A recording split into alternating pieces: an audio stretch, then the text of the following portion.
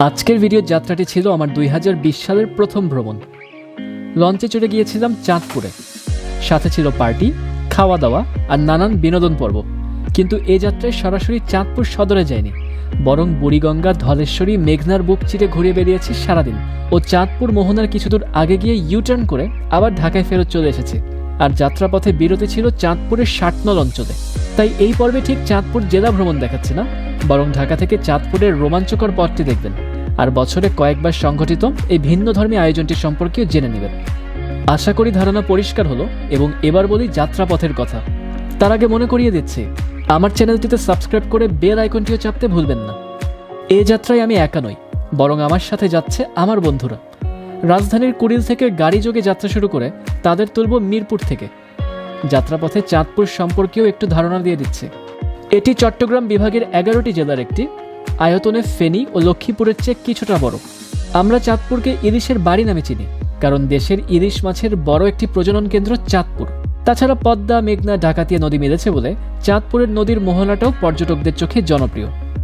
আচ্ছা, এই তো পৌঁছে গেছি মিরপুরে। বাজে সকাল 7টা, তার মানে আমি তৈরি হয়েছি আরও আগে। আর এই তো আমার বন্ধুদের দল, যাদের বারে বারে কল দিয়ে ঘুম থেকে তুলে গাড়িতে এনে উঠিয়েছে। রওনা হচ্ছি সদরঘাটের উদ্দেশ্যে। আয়োজকেরা সকাল 8টার ভিতরে টার্মিনালে উপস্থিত থাকতে বলেছে, কিন্তু ঝমঝমে বৃষ্টিতে সবাই এত তাড়াতাড়ি আসবে কিনা তা নিয়ে একটু সংশয় ছিল। একটু বলে দেই, আমাদের যাত্রার 1 সপ্তাহ আগেই আয়োজকরা আমার বাসায় এসে আমাদের টিকিট পৌঁছে দিয়ে যায়। জনপ্রতি খরচ পড়েছে 1500 টাকা করে। এর ভিতরেই সারাদিনের চা নাস্তা, ঘোরাফেরা ও খাওয়া দাওয়া অন্তর্ভুক্ত। যদিও পথে হালকা যানজট পেয়েছে, তাও মোটামুটি সকাল 8টায় নেমে পড়েছি সদরঘাট টার্মিনালে। হালকা বৃষ্টিতে হাঁটছে। আমার বন্ধু রিদম তার নতুন সাদা চকচকে জুতো সামলাতে রীতিমতন হাঁসফাঁস করছিল। একটু খিদা পেটে আমরা সঠিক টার্মিনালের গেটটা খুঁজে বেড়াচ্ছিলাম। এই তো পেয়ে গেছি। 5 নম্বর গ্যাংওয়ে দিয়ে প্রবেশ করছি। একটি সেলফি না হলে চলে কি? জুটি বলে কথা।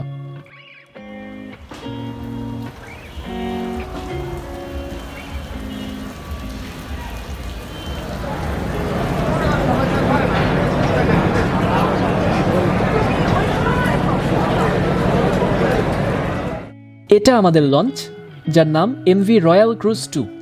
মূলত দেশের দীর্ঘতম নৌরুট ঢাকা থেকে পায়রা বন্দরের যাতায়াত। আমাদের আয়োজকেরা রিজার্ভে এই লঞ্চ ভাড়া নিয়েছে। মূল আয়োজক ছিল festive and cultural tourism consortium FCTC, আর অনেক ট্রাভেল এজেন্সিতে পার্টনার ছিল।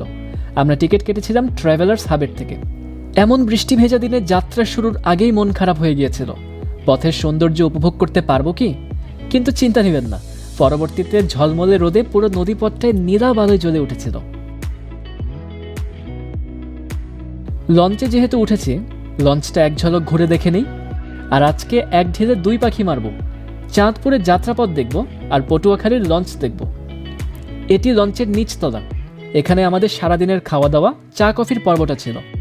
লঞ্চে প্রবেশ করেই তৈরি হওয়া খাবারের ঘ্রাণ নাকে গেল, যা পেটের ক্ষুধা বহুগুণে বাড়িয়ে দিয়েছিল। উঠে গেলাম পেছন দিয়ে দোতলায়। অনেকগুলি চেয়ার পাতা। এখানে মূলত সারাদিনের অনুষ্ঠান ও বিনোদনমূলক কর্মসূচি চলবে। এখান থেকে সিঁড়ি বেয়ে পৌঁছাবেন 3য় তলার খোলা অংশে। আপাতত আমরা এখান থেকে সদরঘাট ও বুড়িগঙ্গার দৃশ্য দেখছিলাম। আর এখানে আসতে না আসতেই একদলের ছবি তোলার পর্ব শুরু। তাছাড়া বন্ধুরা এখন একটু বাদরামি না করলেও তো পোষায় না। লঞ্চের সামনে সিঁড়ি দিয়ে 2য় তলায় উঠলে কেবিন অঞ্চলে প্রবেশ করা যায়। সিঙ্গেল, ডাবল সহ বিভিন্ন রকম কেবিন ব্যবস্থা আছে। আমাদেরকে 2500 টাকা মূল্যে একটি কেবিন সাধা হয়েছিল, কিন্তু আমরা তা নেইনি। ঘুরে দেখছি লঞ্চের কেবিনের অঞ্চলটি।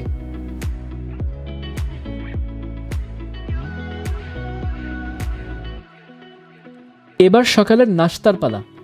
খাবার পেলেই যেন বাংলাদেশিদের একরকম হুমড়ি খেয়ে পড়া। গায়ে গায়ে ঘেঁষে সবাই লাইন ধরছে, আর এদিকে আয়োজকরা সবার হাতে খাবারের প্যাকেট তুলে দিচ্ছে। তা নিয়ে উপরে এসে চেয়ার দখল করা। এবার রিদম খাবারের মোড়ক উন্মোচন করবে। বের হয়ে আসলো চিরচারিত বার্গার ও কমলা লেবু, আর পানি তো আছেই। বার্গার খেয়ে আকাশ বলল, সেই মামা সেই। আসলে এই পর্বের খাবারটা আমাদের অতটা ভালো লাগেনি। চারপাশে তাকিয়ে অন্যদেরও খাবার হাতে অভিব্যক্তি দেখছিলাম। সবাই হয়তো আমাদের মতন রুটি পরোটাই আশা করেছিল। যাই হোক, এবার চা কফি সংগ্রহের পালা। টোকেন দেখিয়ে কফি নিচ্ছি।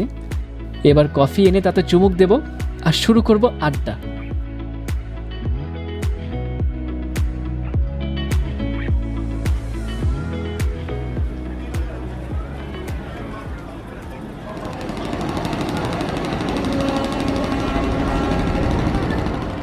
সকাল 10টা, লঞ্চ শেষমেশ ছাড়ছে।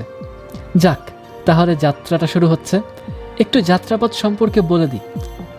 প্রথমে বুড়িগঙ্গা হয়ে আমরা গিয়ে উঠব ধলেশ্বরীতে। এই ধলেশ্বরী আমাদের সরাসরি নিয়ে যাবে মেঘনায়।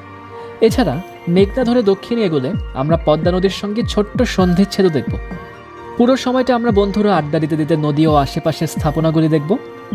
আসুন বুড়িগঙ্গা ছেড়ে যাওয়াটা উপভোগ করি।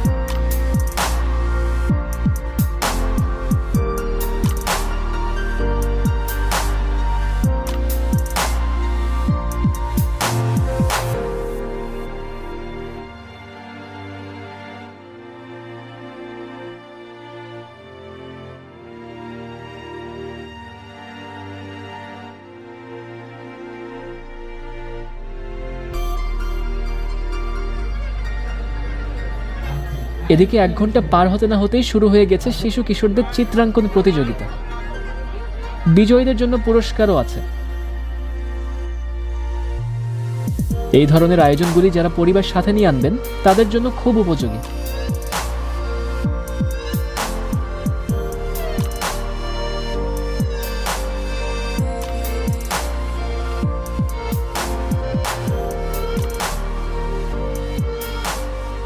চিত্রাঙ্কন শেষে স্ন্যাক্সের দোকান থেকে হালকা খাবার কিনে নিলাম।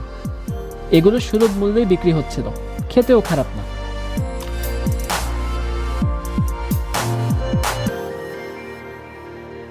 বাতাসের চাপ বাড়ছে আর ওপরে খোলা ডেকে গিয়ে এবার দেখছি সূর্য উঁকি দিচ্ছে। নদীও একটু প্রশস্ত মনে হচ্ছিল। যা বুঝলাম, ধলেশ্বরী থেকে মেঘনার দিকে গিয়ে মিলছি। আশেপাশে মুন্সিগঞ্জ জেলা পার করে মেঘনা হয়ে আমরা একবার থামবো চাঁদপুরের 60 নলে।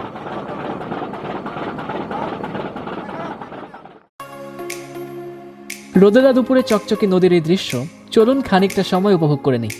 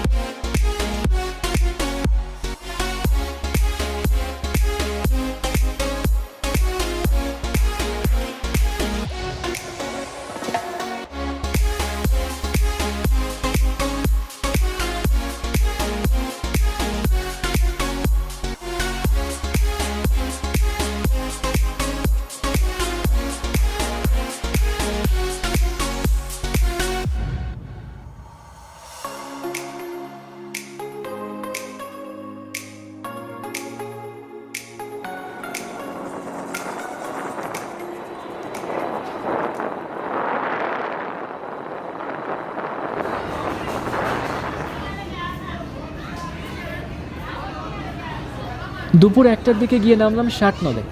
মূল উদ্দেশ্য জুম্মার নামাজ পড়া। ওই দিন শুক্রবার ছিল, বিরতি মাত্র 30 মিনিটের, তাই ওখানে দেখার বা দেখানোর মতন সুযোগ হয়নি। কিন্তু বলতে পারি নদীর পাড়ের এই ছোট অঞ্চলটির প্রাকৃতিক পরিবেশ যথেষ্ট সুন্দর ছিল। আমরা এই সুযোগে একটু ফটো সেশন করলাম আর দোকানে বসে চা খেলাম।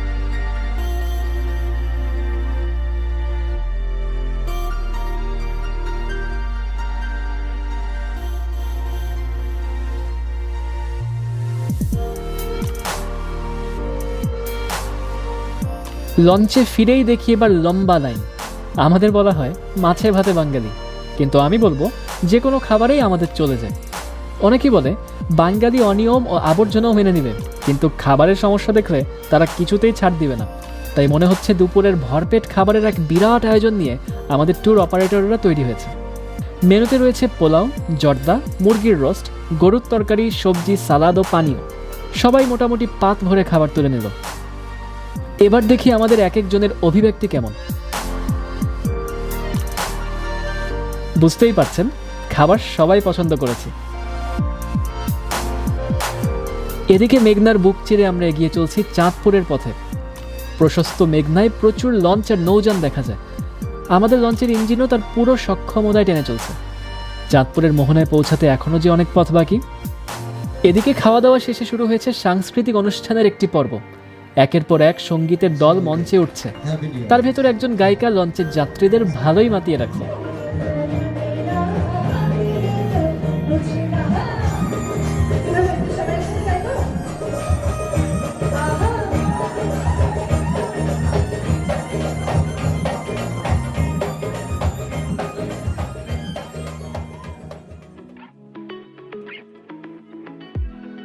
ওদিকে হয়ে গেছে এক সমস্যা। বৃষ্টিতে এমনিতেই সকালটা মাটি, যাত্রা শুরু করেছিলাম দেরিতে। তাই আয়োজকরা আমাদের কাউকে না জানিয়ে সময় বাঁচানোর উদ্দেশ্যে চাঁদপুরের মোহনার আগেই লঞ্চ ইউটার্ন করে ফেলেছে। আমরা প্রায় 600 মানুষ একবারও তা টের পাইনি। তাই আপনাদের শুধু সংগৃহীত ছবিতেই চাঁদপুরের মোহনা দেখিয়ে দিচ্ছে। আমাদের খুব ইচ্ছা ছিল চাঁদপুরের মোহনাটা দূর থেকে হলেও একবার দেখার। আশা করছি শীঘ্রই আবার চাঁদপুরে বেড়াতে যাব। এবার শুরু হলো র্যাফেল ড্র। জীবনে এই খেলায় জেতাটা কখনোই আমার ভাগ্যে জুটেনি, তাই আশা থাকতেও নিরাশা নিয়েই বসে আছি। দেশ বিদেশ ভ্রমণের বড় বড় পুরস্কার ছিল, কিন্তু আমার বন্ধু রিদম আবার ছোট একটা পুরস্কার জিতে নিল। ক্লাউড বিস্ট্রো রেস্টুরেন্টে 2 জনের ডিনার ভাউচার পেল। এগুলো দেখছি, আয়োজকদের দেওয়া চা বিস্কুট খাচ্ছে আর নদীতে সন্ধ্যা থেকে রাত হবার দৃশ্য দেখছে।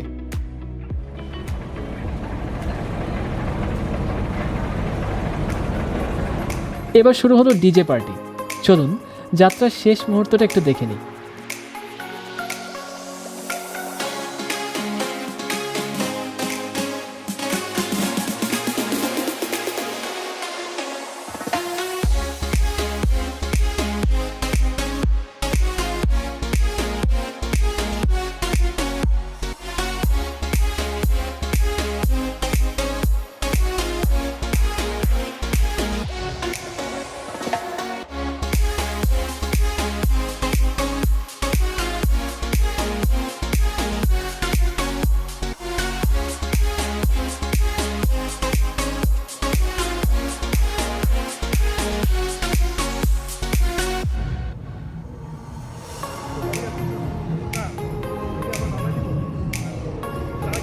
পুরো যাত্রায় অনেক কিছুই ভালো লেগেছে, কিন্তু একটা জিনিস ভালো লাগেনি। যে কোনো এলাকায় গেলেই জাতিগতভাবে আমাদের একটা স্বভাব হয়ে গেছে এলাকা নোংরা করার। আমি লঞ্চ চলাকালীন আয়োজকদের কয়েকবার এ বিষয়ে ঘোষণা দিতে শুনেছি। পুরো লঞ্চের প্রতিটা কোণায় যথেষ্ট পরিমাণের ডাস্টবিনও ছিল, তবুও অনেক মানুষ লঞ্চের মেঝে আর নদীর পানিকে ময়লা ফেলার স্থান হিসেবে বেছে নিয়েছে। নিতান্তই তা লজ্জার বিষয়। সদরঘাট নেমে পেটে চুচু, রাতের খাবারটা এখানেই সারব, তাই আসান মঞ্জিলের কাছেই এক দোকানে বসে তেহারি খেলাম। আর এখানে উবার পাঠাও বেশি ভাড়া দেখাচ্ছে বলে নিউ মার্কেট পর্যন্ত রিকশায় গেলাম। আসলে আমি সকাল সকাল গাড়ি ছেড়ে দিয়েছি বলে এই সমস্যাটা হয়েছে। নিউ মার্কেটে হালকা ঘোরাফেরা করে যে যার গন্তব্যে উবার বা সিএনজি ধরে রওনা হয়ে গেলাম। তো দেখে নিলেন আমাদের চাঁদপুর বরাবর রিভার ট্যুরিজম ফেস্ট উপভোগ করার পর্বটি। চাঁদপুরের মোহনা দেখতে পেলে আরেকটু বেশি ভালো লাগতো, কিন্তু কিছু চাহিদা অপূরণীয় থেকে গেলে তা পেতে মনে নতুন আশা তৈরি হয়। আর আমার ইচ্ছা শীঘ্রই আবার চাঁদপুরে যাব, এবং এবার যাব চাঁদপুরের আসল লঞ্চে, ঘুরে দেখব চাঁদপুর। তো কেমন লাগলো ভিডিওটি কমেন্ট বক্সে জানাবেন, ও আমার চ্যানেলটিতে সাবস্ক্রাইব করে বেল বোতামটি চাপতেও ভুলবেন না। তাছাড়া ভিডিওটি শেয়ার করে বাকিদেরও এমন ভিন্নধর্মী আয়োজন সম্পর্কে জানার সুযোগ করে দেবেন। আয়োজকদের নম্বর থাকছে ডেসক্রিপশন বক্সে।